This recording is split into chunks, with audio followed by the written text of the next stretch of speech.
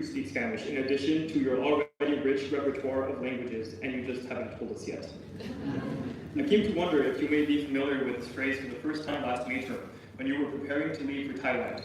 Before you said goodbye, you looked at me with tears in your eyes and you said, "I'm so scared." After hearing your candor, I realized I was scared too. In that moment, I wanted to keep you home, safe and sound, comfortable, and I also knew that in this opportunity lied lessons that no one person could teach you. Growth awaited, and when we both felt afraid, the duality of truth settled. The reality that change is scary and exciting, and variable and planned all at the same time. And so you left for Thailand, holding all the fear and excitement in both of your hands. Prepared, though you may not have felt it, you were.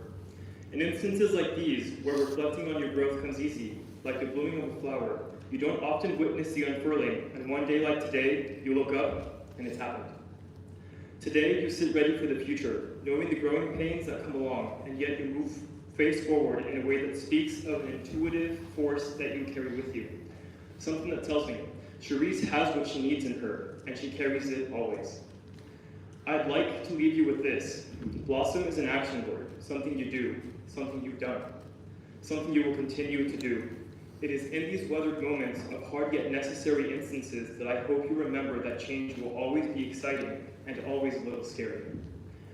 Today, I feel no fear as I see you, a healthy, promising, developing, and mature person. You have sowed success into your future, and we are so proud of the way in which you have blossomed. Cherise, you are a gift to this world. We are so grateful for you. Thank you.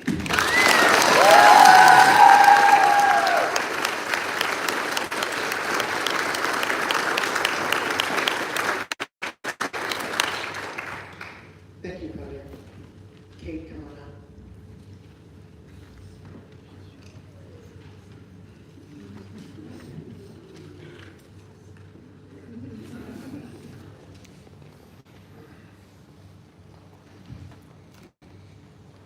I present Lila Grace.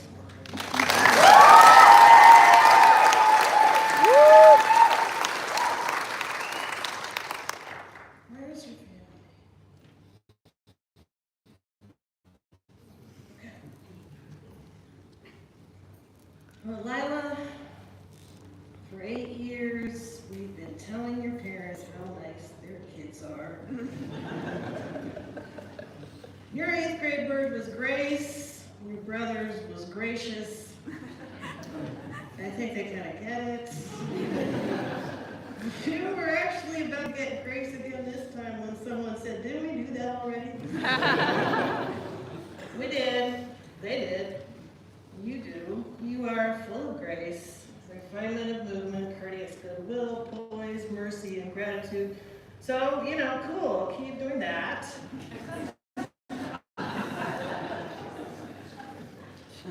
But you are more, Lila. You are more. You are brooding and indwelling and philosophical. When you were 5 years old, you were thinking your way into existential conundrums where you'd writhe and come out with vast, dangerous ideas. You spoke of a scary dream in which a black hole swallowed Earth. I'm not proposing that kindergartners spend a whole lot of time thinking about maximum entropy and the heat death of the universe, but there was something very great going on in your mind and spirit. There was a craving for understanding and some kind of delight in the impossibility of knowing. In the 5th grade, when we were learning the Galaxy song, I asked you guys to write down 3 important questions. You wrote, how far away is all the way away?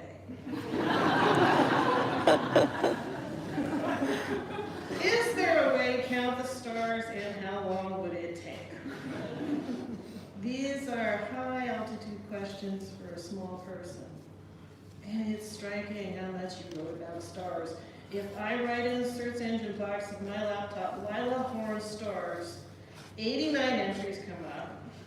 That is 23 more than rainbows, and 52 more than cupcakes. I am sure you have thought about stars since. A year ago, you told me that you love math when it is infinite and unsolvable. And you loved the moment in chemistry when you learned about the unobtainable absolute zero, the point at which every atom ceases to move, and all heat and life everywhere in our universe is extinguished because what next? And then you rendered the song all across the universe in ballet and you danced it. So it doesn't surprise me that you plan to study dance and chemistry as you dub in their interdisciplinary honors program. Lila, your word is interstellar. It means located, taking place, and traveling among stars. It's dark out there, it's bright out there, and being there requires courage and curiosity. But I mean, come on, you chose the song, you are the song, where limitless, undying love shines around you like a million suns. Go there, Lila. Be in that place where particle physics and spirituality collide. Vibrate, doubt, hope, dance. Find more questions, because that is to be in a state of grace.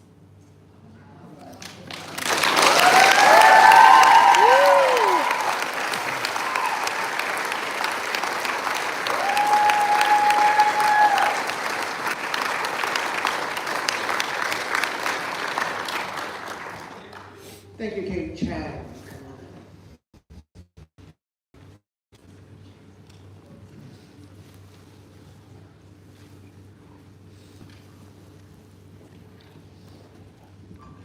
Let's hear it for Owen Krieger-Stickler.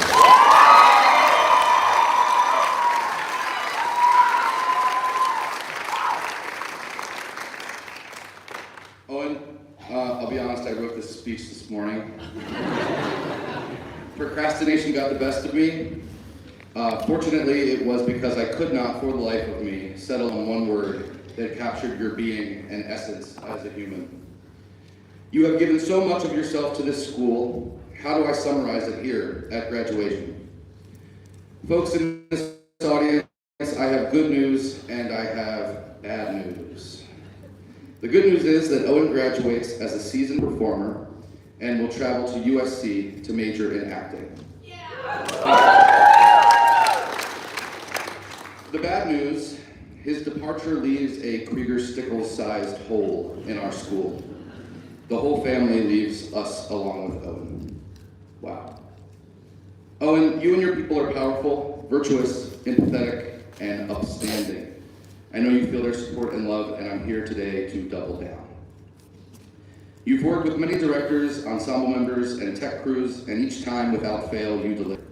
This makes you industrious, a word that highlights a person's strong work ethic and ability to produce results, but this is not the word I chose for you. During Crash, I was amazed by your spur-of-the-moment decision-making, ability to make bold choices, and your commitment to each and every bit. It was then I, your peers, and all in attendance saw your talent and potential. This labeled you audacious, showing willingness to take surprisingly bold risks. But this is not the word I chose for you. You've expressed interest in dance, that's new, are an avid, creative, and honest writer, a meditator, and a quality person. You are spirited, motivational, and courageous. This makes you meddlesome. But that's not the word I chose for you. Your peers value your presence, and you are inspired by it. You are a bright light in any space you enter, making you luminous. However, that is not the word I chose for you. Most notably, Owen, you are adhered to a stern moral compass, and the values you hold dear ring true in your communication and actions. You dare to speak up and out about injustices, even when faced with opposition. You must be reminded what a powerful character trait this is. Being a righteous voice is never easy, and many who stick their neck out for a purpose are punished. You have remained steadfast and carry on with grit and fervor. I never thought I'd quote Chumbawamba, but you are the definition of I get knocked down but get up again. Because of this, I was close to awarding you one of these two words, principled or resolute. But just about an hour before I needed to be here, I went another direction. Owen, you are mountainous, which, if you look up in the dictionary, simply means having many mountains. But it's deeper than that. Some synonyms include tremendous, mighty, formidable. Mountains are strong, unyielding, resilient when faced with inclement weather, catastrophe, and change, and yet are ever-growing, shifting, evolving ecosystems on which life adapts on its own terms. Mountainous means nuance, depth, grandeur. A mountain is a formidable challenge, a journey, an adventure. To reach a peak, doesn't each individual then feel the need to go higher, to keep achieving greatness?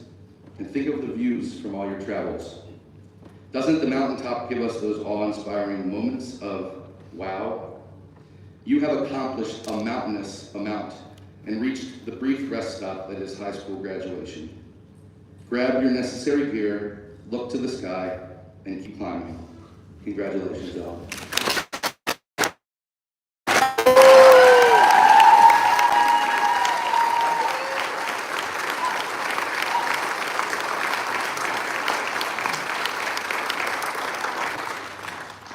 Thank you, Chad. Holly, come on.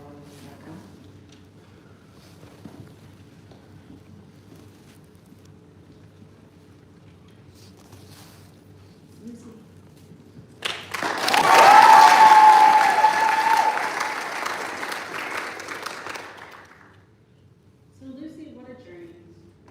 Over the years, we've played a lot in the woods and in the ocean. It's been an honor for me. Piling gear into backpacks, pulling on wetsuits, eyes wide as the sea lion waves at us in the waves. Some trees grow tall and stately, or reach wide to build their canopy. When I think of Lucy, I imagine a very different canopy. One in the ocean where the kelp forest forms some of the most abundant ecosystems on Earth, calming the turbulent seas. Lucy, a kelp forest begins with a holdfast. Your foundation is strong, an amazing network of intertwining rootlets. A holdfast, staying true to oneself and being anchored, persistent, and resistant to giving up. Lucy's steady, patient, grounded presence in the classroom, unwavering as you write and decipher, asking questions to clarify your thinking. On the trail when Lucy was young, homesickness brought tears and fears. Ever resistant to giving up, now Lucy strides with pride and exuberance, always generating games and play, an ecosystem that helped her hold through laughter and whimsy, persistence. Stipe, a flexible, durable strand reaching towards the sunlight. The stipe can stretch up to 38% and grow at amazing rates. It flows with the ocean's current, bending with the tides, calming the turbulence. A pipeline and conduit with intertidal depths to the surface sunlight. Lucy is drawn to light. She sparkles with it. Always striving for excellence. Lucy's kind support and care for her friends, her immense patience, and her ability to explain science. At the surface, golden blades reach out from the bulb of the kelp in every direction, gathering in sunlight, absorbing photons and flowing, dancing in the waves. Synthesizing at one of the grandest metabolic rates on the planet, a primary producer. Lucy, I see you in class a lot like this, drawing and sketching as you draw in ideas and theories, absorbing and translating. You absorb nutrients, considering and envisioning. From the outside, your learning can look pretty calm and steadfast and peaceful. But when you absorb all you need, you synthesize, envision, and you create. You always have an idea of how you want to present your learning and share your understanding. You explain science through graphic design with clarity and rarity. It is powerful. The kelp is the sequoia of the ocean. Their canopies support diversity, creating gorgeous ecosystems where countless species thrive. Lucy's ecosystem is full of laughter and joy-filled games, quiet moments of introspection, trust, and resilience. Lucy's steady patience, and tenacity grow with grace and strength to weather the stormy seas. Lucy, my word for you is neurocystis liquiano.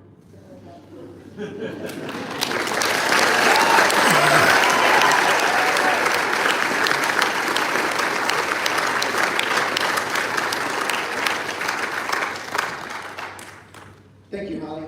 Mike, please come on.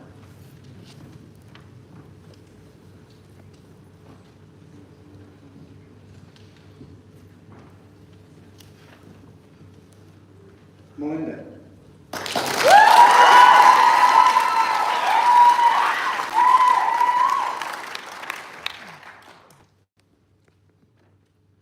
For those of you who know Melinda, verbosity is one of her characteristics.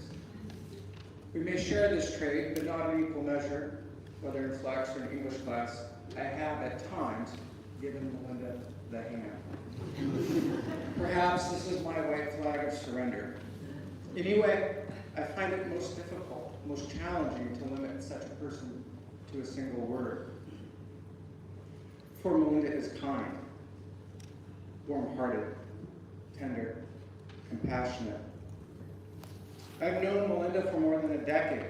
I've spent countless hours with her in classrooms, at beaches, and in backyards. Watched her discomfort rise when others are talking negatively, and I have witnessed her come to the defense of those being disparaged.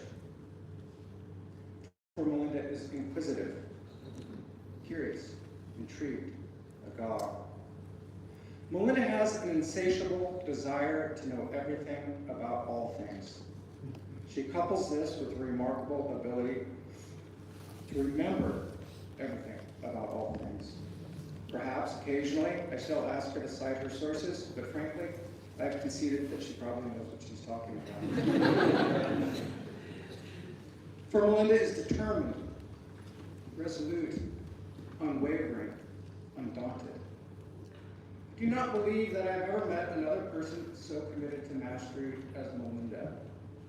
Whether it be sentence types, suppositives, academic diction, parallelism, general grammar mechanics, or MLA formatting. Whether it be any given math, science, or history course, whether it be the SAT or any of the numerous AP exams that she has taken, she lets nothing stand in her way.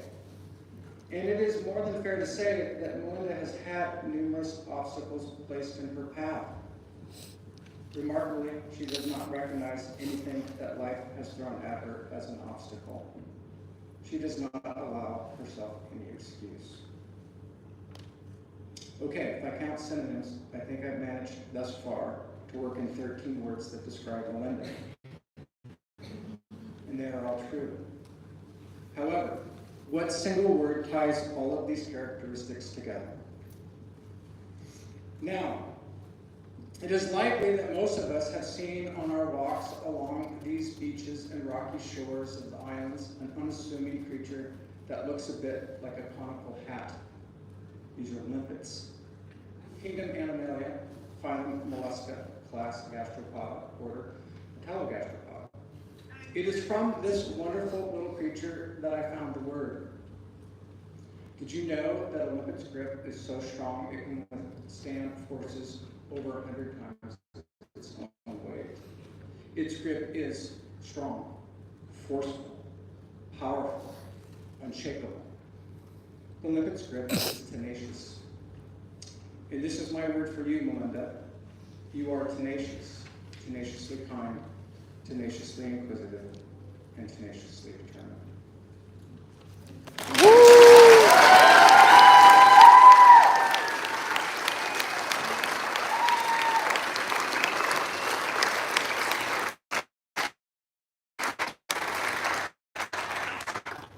Thank you, Mike.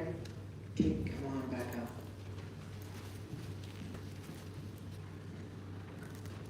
The girl with the big name, Athena.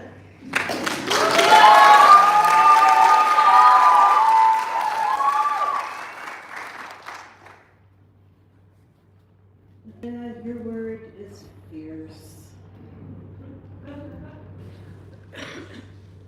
It comes from the Celtic fure for brave, proud, and made of flame. To this, Latin added protective, loyal, wild. The word evolved and a dichotomy emerged. In France, untamed and noble. In England, feral and divine. These words will frighten some, but I admire this ferocity. God, I just really want to be like you when I grow up. This ferocity, it propels you, Athena, to risk sincere expression over and over again. You are fiercely so many things, not least in love with nature. You told me once that the second you stepped into the Mount Baker wilderness, you knew you were home. Sometimes it's as though my life is lived from trip to trip, you wrote, waiting for the next time I get out there and wondering who I will meet along the way. You recognize in yourself your capacity to talk to anyone. That's innate in me, you said. It is. You've also described yourself as instinctively intellectual. You are. Elizabeth Hewer wrote a poem, knowing and hoping that you are in the world. It begins, here are girls like lions. Here are girls like howling wolves. Here are girls with such big teeth. Here are girls who will play tug of war with your heart or wishbone or throat. Here are girls who don't breathe air, only fire. Athena, you are all of these girls and many more girls. You're a backpacker, sea kayaker, pilot, violinist, singer, actor, painter, niece, cousin, daughter, granddaughter, sister, survivor, achiever, fighter, and leader. Here are girls, writes Hewer, who carry kindness and katanas in their backpacks because they never know which they'll need. You have sometimes not known which one you needed. You have sometimes not known how to match the tool to the task. And I wonder if this happens when you are fiercely busy, fiercely rushing between destinations, fiercely signed up for 1,000 busy things. Remember that you are fiercely capable of tranquility, and go where you know to find it, outside. Remember the Cascades. I was astonished by the towering mountains, you wrote, by the echo of the loons at night, by the clear vision of the stars. I felt at peace. In this next most exciting time of your life, I actually wish you some rest. Find ferocious stillness, Athena. You are fierce. Fiercely generous, fiercely talented, fiercely honest, fiercely loving, fiercely scared, fiercely hopeful. Be a girl like a lion and make more room for more of them. The end of this poem is for us in this room. How do you tame girls with wildfire limbs? How do you hold down girls with hurricane hands? You can't. Oh, humble hunger, you cannot. You just gotta help them rise.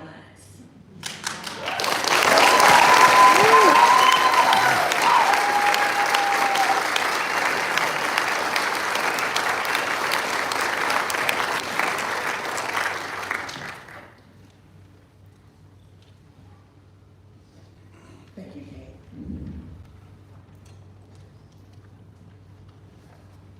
Oliver.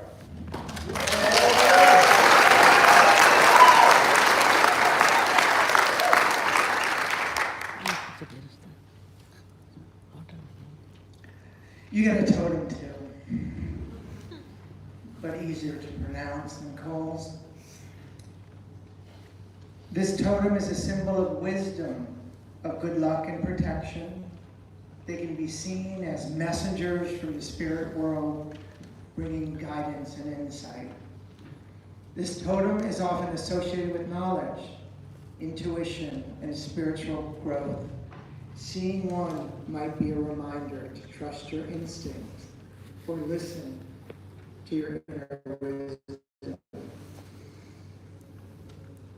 When I see you, Oliver, the totem I envision is a great horned owl for its wisdom and its patience. The word that I choose for you is wisdom, because you're wise beyond your years and you're wiser than you realize. Often, you're doing too much. You're learning too many languages. You don't heed probably the advice of your mom and your dad to slow down and do less. And you're studying multiple different courses on your own. You take on too much. You run yourself ragged with too little sleep. But underneath that insatiable thirst for knowledge and that frenetic, bee-like energy that I see, I also see a deep foundation of wisdom. A wisdom that listens, a wisdom that speaks the truth when others are reluctant to do so, a wisdom based upon values of kindness and logic that anticipate the future. Like an owl embodies, you have great humility. And I've watched you develop over the last year and two a self-awareness of your own limitations. You're often in calculus class, listening, thinking deeply, asking why, asking how. When I think of you in calculus, I'll miss our time at the whiteboard together, me trying to work out proof that works for you, and you soaking it in and asking questions. Those moments were perhaps more magical for me than for you, because you imparted some of that wisdom to me. Thank you, Oliver.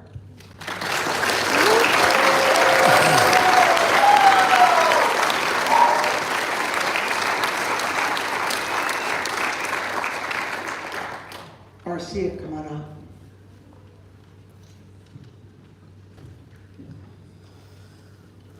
Noti.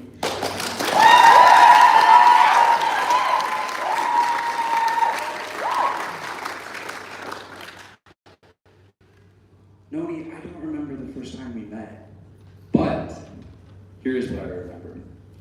That calm confidence, that unwavering assurance, and poise that radiated from you during the first moments I was sizing up our group backpacking to Lake Anne this fall. This was my first backpacking trip with the school, and I was feeling it. But I knew we would be all right, because Noni, you know these mountains. You've done this before. And you were ready, prepared, and willing to do it all again one last time. Noni does not gatekeep these qualities of confidence, assurance, and poise. She actually, and quite intentionally, began instilling them in her peers, showing, not telling. This is what it looks like to balance on unstable terrain. This is what it looks like to leave no one behind. This is what it looks like to do difficult things, and you too can do difficult things. Later, when a change in leadership meant I had to take a different trail, I felt totally at ease. Chad, who had replaced me, and Heather had Noni. They were going to be just fine. Noni expertly and serenely navigates this life of assignments, assessments, relationships, applications, dances, mountains, and shorelines. She does so with the same qualities mentioned earlier: assurance, confidence, and most importantly, Noni's word, poise. If you're looking for a definition, look no further than Miss Proud herself. She maintains grace under pressure. She is that rare blend of composure and strength that steadies others on uneven ground. The word poise does not define you, Noni, you define it. And so, thank you. Thank you for leading this class of 2025 with such quiet strength and generosity. Thank you for modeling what it looks like to move through challenge with grace, and thank you for punctuating your explanations of scientific processes in AP Environmental Science with the smiley face. We will miss you, but your steadiness and poise will remain part of the trail you've helped clear for all those behind you. Congratulations.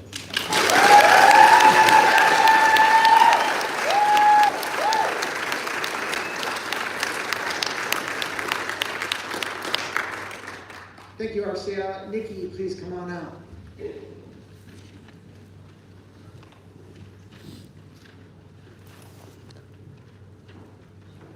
Aiden Trainer.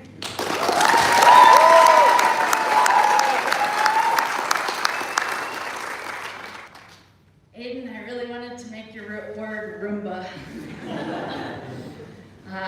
To let you all in on the joke, Aiden has been sweeping the floors of our classroom for the past 7 years, and for the last 5 of them has vied for Roomba on a weekly basis. However, I resisted the impulse because while it is funny for a moment, it would not appropriately capture a deeper insight into you. What it does capture, though, is the joyfully funny individual that you are, the kid or young man now, who has made cleaning and flex consistently fun week in and week out for years. We did this together about 224 times, I think we calculated the other day in flex. 7 years of weekly cleanings, 7 years of lively debates as to why chores are good for kids and Roombas are unnecessary. But what I also want to capture today about Aiden is another layer. While the joy with which he engages the world is very important, I also want to pay homage to an aspect of his personality that makes him a joy to teach and to watch him grow, learn, and progress. I want a word that captures how Aiden engages every task or assignment he's ever been given to its fullest, despite challenges. The way he accepts guidance and feedback in a completely open way, he has always been seeking out how to challenge himself best, how to improve his work. And he has worked doggedly to make this transformation. Aiden has put in volumes of work in his time here and has put his all into every word written, every problem solved.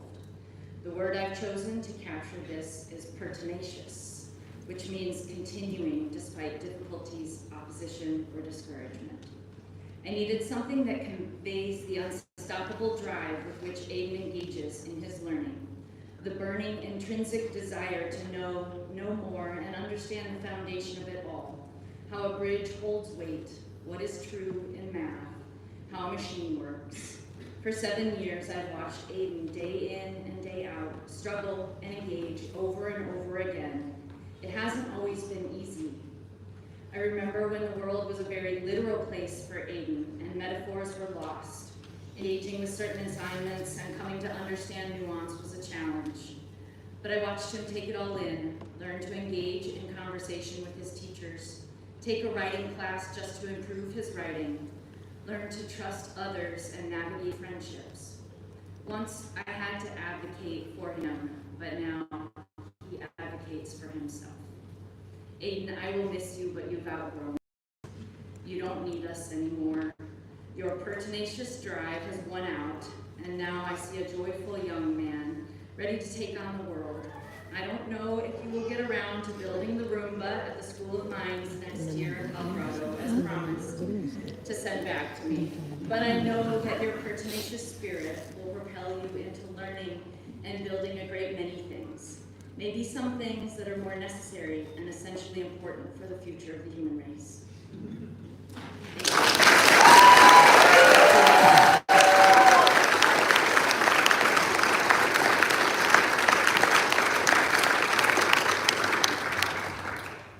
Thank you, Nikki. Kate, come on up one more time.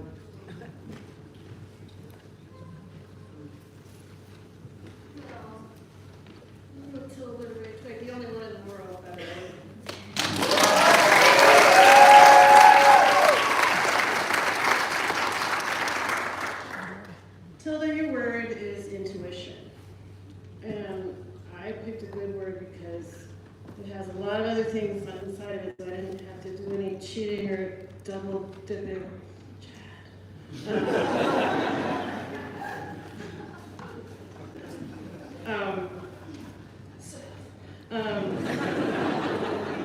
You get all the things inside of it: awe, wonder, loss of self, awareness, longing, ecstatic questions, possibility.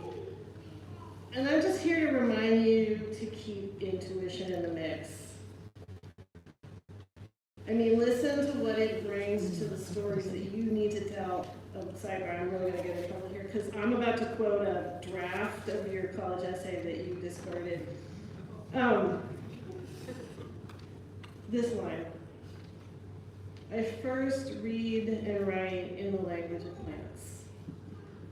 And I become conscious of my curiosity. I begin to understand what I will love, trying to see the invisible, trying to decipher and name the elusive mechanisms creating and controlling life. That's intuition. It is seeing and knowing under and within. It is sensing a discovery and feeling a thought prior to and on the verge of conscious understanding. I know you value your intuition, but I've got to say, you do go a little nuts with color-coded spreadsheets. I couldn't read them on the screen, so I print them, and they still made my eyeballs spin around, and I couldn't help thinking that if they were shredded, they'd make really awesome confetti.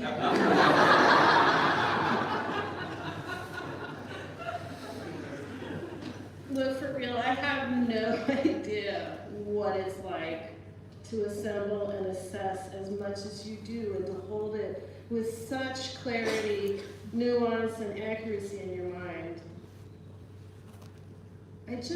I feel sure that there are times when that won't get you to a finish line you have to cross. Like, say it's 15 minutes ahead of declaring which college you selected.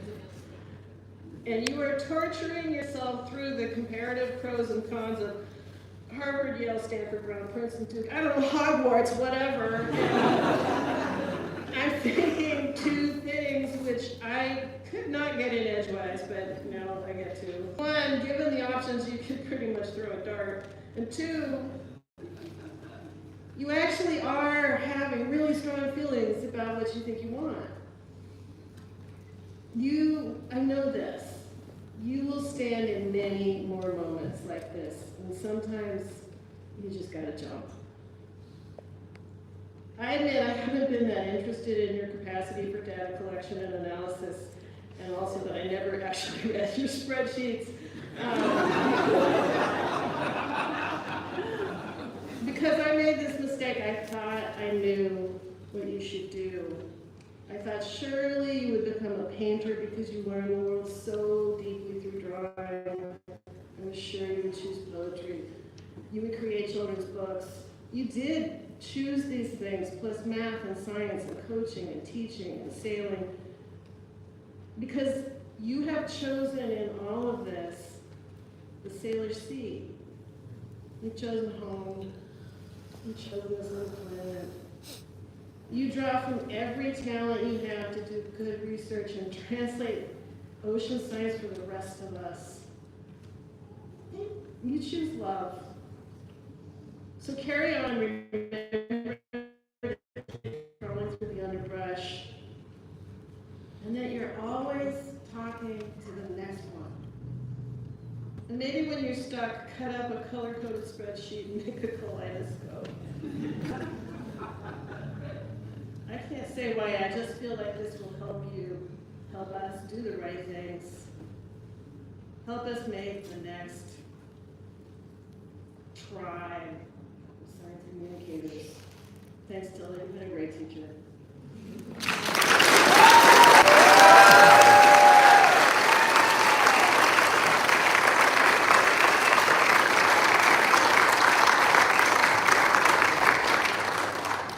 Thank you, Kate. Claudio, please come up one more time.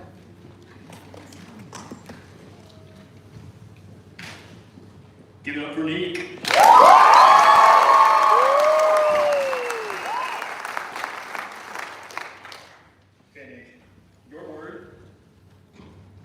is tonic. Like many words, yours has multiple meanings. While diverse in definition, these meanings align with the way in which you touch people's lives in your time with pursuit. Tonic means something that makes one feel stronger, more cheerful, more enthusiastic. A restoring of physical and mental tone. The qualities of this word are reflected in your character, conveying the light that you carry with you everywhere you go. You are capital T tonic. As your dorm parents, Cassandra and I are grateful to have witnessed your drive, resilience, and agency. These characteristics, in synchrony with your empathy, kind spirit, and vibrant soul, have given way for all those in your surroundings to experience something that is short in supply and high demand: humanity. It is with this humanity that you've achieved this feat that is graduation. Even while thousands of miles away from your loving family, you've done it all graciously. They must be so proud. Although we could never measure up to the care coming to you from overseas, know that you have a home wherever Cassandra and I may be, whenever you may need. Nick, you have a gift of people. As you move through the world, I encourage you to hold on to your tonic nature and keep your strength, resilience, and enthusiasm. Continue sharing this light as you have done for yourself and for others in our home. And continue holding on to your cheer, as this skill will prove invaluable as you continue to emerge into adulthood. Sorry, guys. Lastly, and put plainly, Nick, we are so proud of you. We thank you for being tonic in our home. We thank you for your humanity, and we thank you for being Nick. And we bid you good luck, but not goodbye. See you later. Thanks, guys.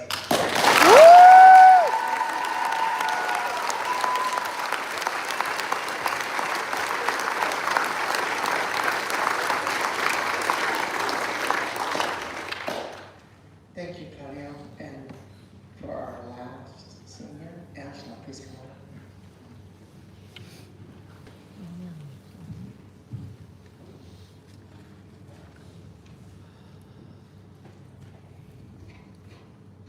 Julia.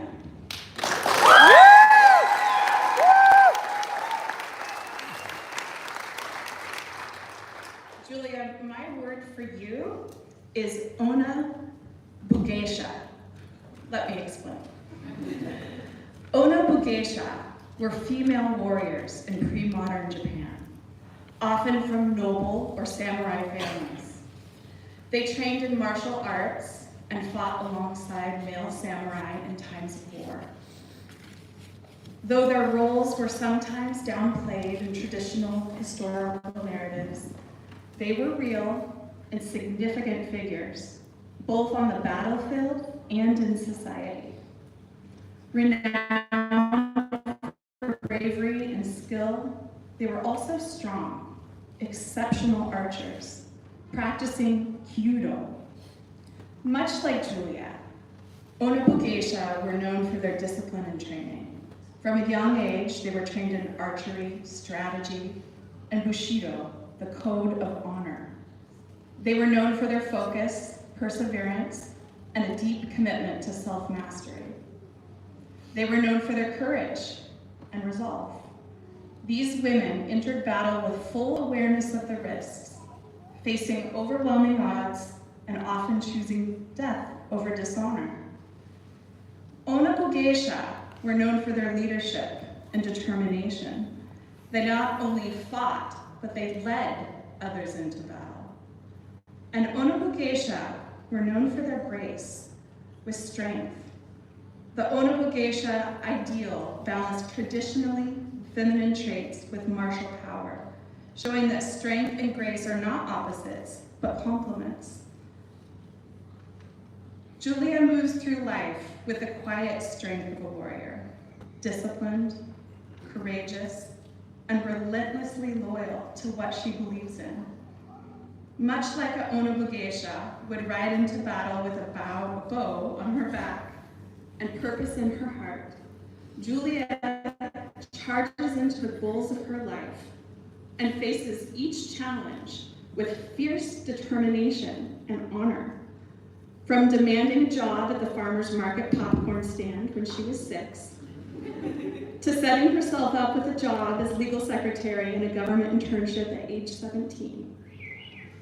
Julia walks the path of the Onabugeisha, not with sword in hand, but with purpose, etched into every movement. She is strong, focused, and totally in control of where she is going in her life. Her strength is forged in intention, in unwavering daily workouts at the gym, in grease-streaked hands changing the tire of a van on our fall backpack trip, and in the quiet confidence of courtroom halls, interning with county justices. Like the graceful archers of Kyudo, she moves with focus and restraint, every action deliberate, every aim clear. Julia does not drift toward the future, she draws it toward her, steady as a bowstring held in calm breath. With grace and grit, she meets each challenge, not to fight, but to master. She takes aim, she sets her sights, and she follows through. She is not waiting for life to happen. She is shaping it with every focused step. Julia's ambition does not shout, it sharpens. Her future is not a dream, it's a mission. With the heart of a warrior and the mind of an advocate, dear Julia, you, our modern day Onabugeisha, are undoubtedly ready to take on the world.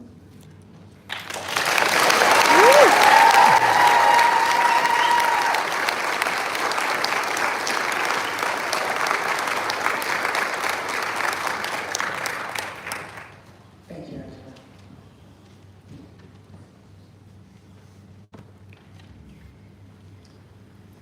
Class of 2025. Exhale. Figure out.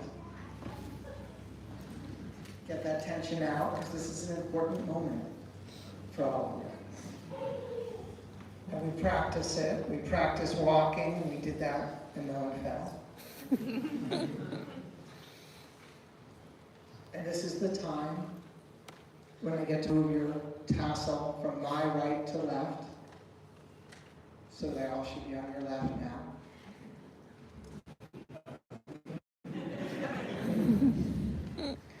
And that ancient tradition signifies you crossing this threshold and being a graduate and off to university and college. When I say your name, you get to stand and we get to applaud, and then I get to move your tassel, and then John Wiley will give you your diploma. You guys ready?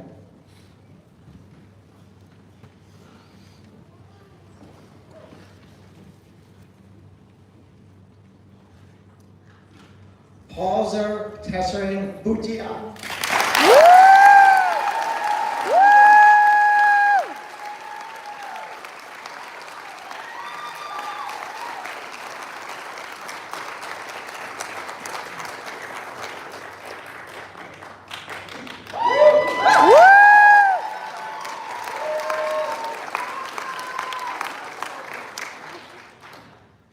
Annika Blackman.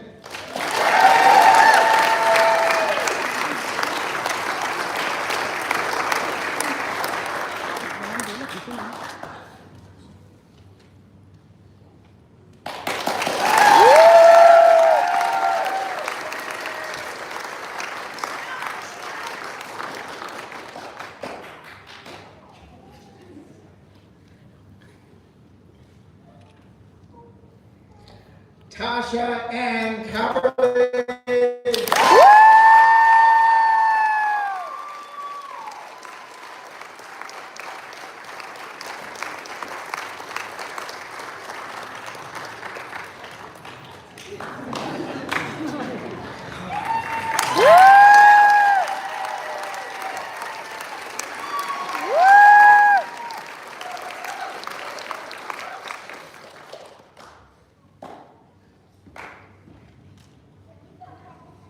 Yeah, if I don't move your tassel, you have to come back.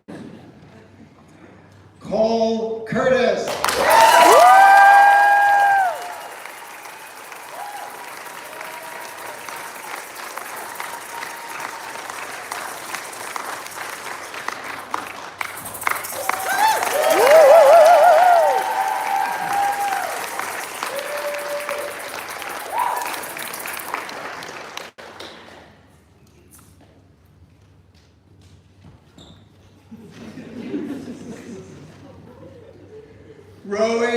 time.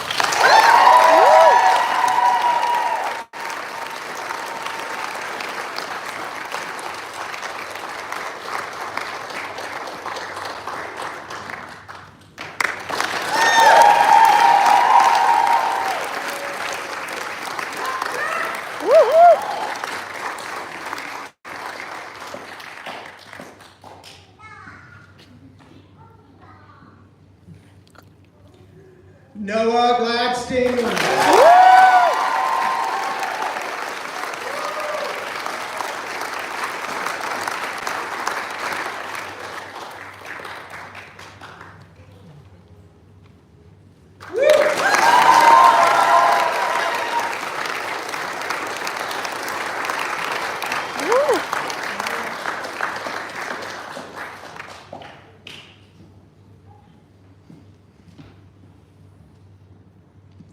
Charisse Ho.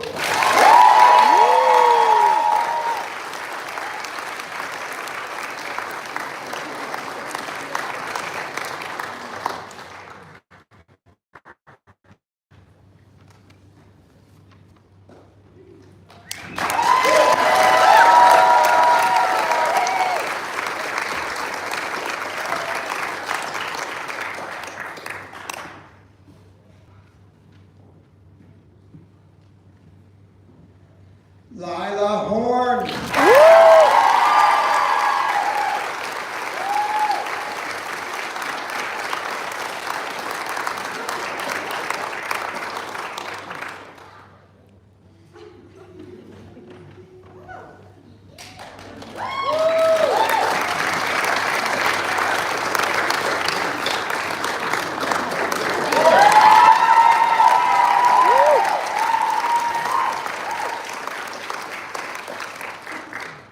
Owen Krieger Stickle.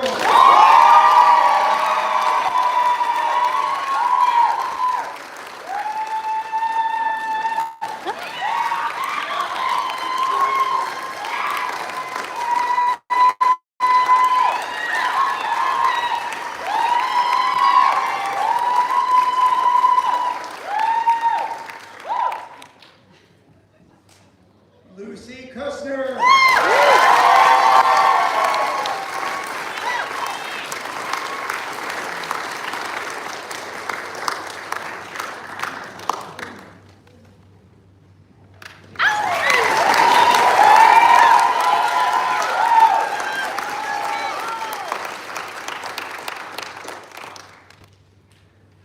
Melinda Larson.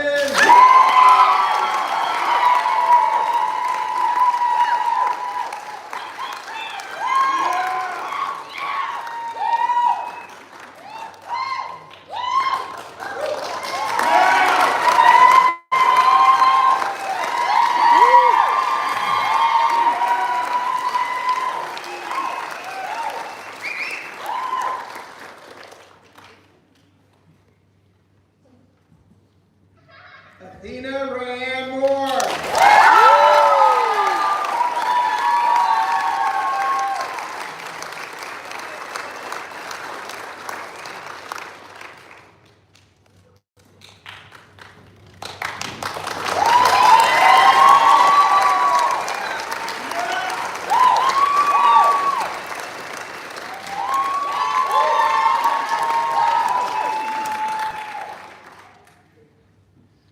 Oliver Oswald.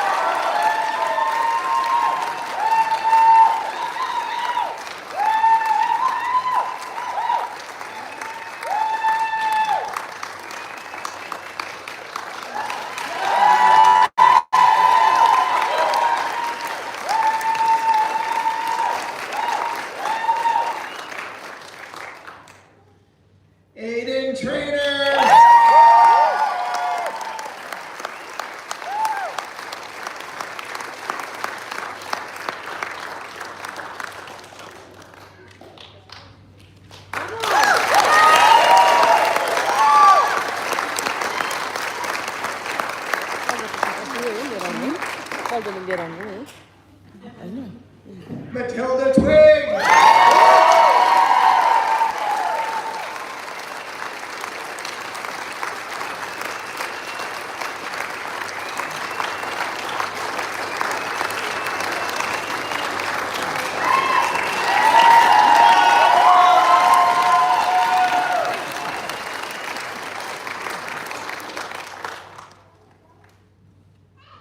Neat Valsamaki!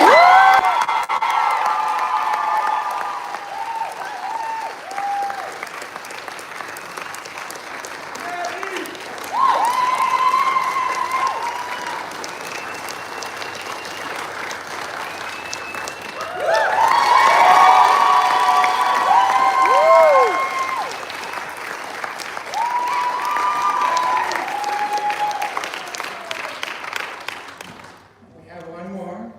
Julia Van Dongen!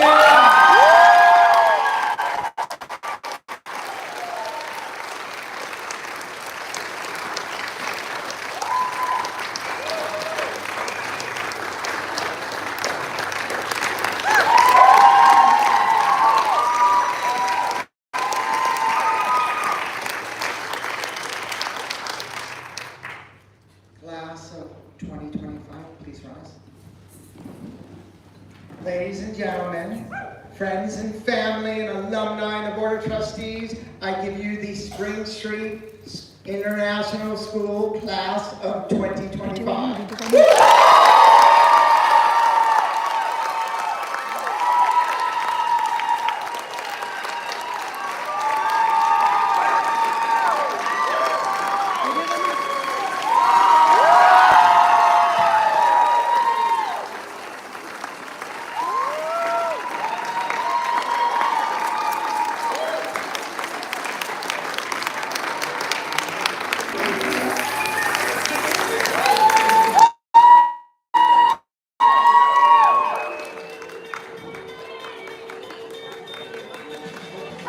Families, please feel free to come up on the stage.